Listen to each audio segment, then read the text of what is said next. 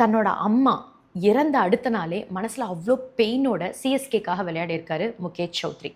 எல்லாருக்குமே அம்மா அப்பா ரொம்பவே ஸ்பெஷல். யாராக இருந்தாலும் பேரண்ட்ஸோட அந்த லாஸ்லேருந்து குயிக்காக ரெக்கவர் பண்ணி வெளியே வர முடியாது. இதே தான் முகேஷ் சௌத்ரி அவர்களுடைய சுச்சுவேஷனாகவும் இருந்திருக்கும். ஏப்ரல் 21 அவங்க அம்மா இறந்துட்டாங்க. அந்த டைமில் கம்ப்ளீட்டாக மென்டலி பிரேக் டவுன் ஆகிடுவாங்க. அதுலேருந்து வெளியே வர முடியாது. பட் முகேஷ் தன்னோட அம்மாவுக்கு செய்ய வேண்டிய காரியங்கள் எல்லாத்தையுமே முடிச்சுட்டு அடுத்த நாளே கிரிக்கெட் கிரவுண்டுக்கு திரும்ப வந்துட்டார். இந்த சுச்சுவேஷனில் எவ்வளோ பெயின் முகேஷ் கோத்ரோ பண்ணியிருந்திருப்பார்.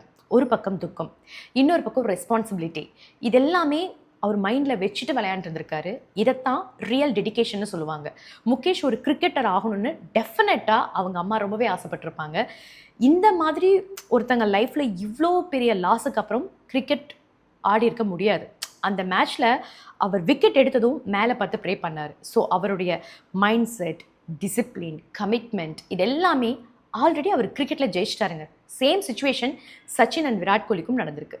ஸோ டெஃபினட்டாக இவங்க எல்லாத்தையுமே நமக்கான ஒரு இன்ஸ்பிரேஷனாக நான் பார்க்குறேன்.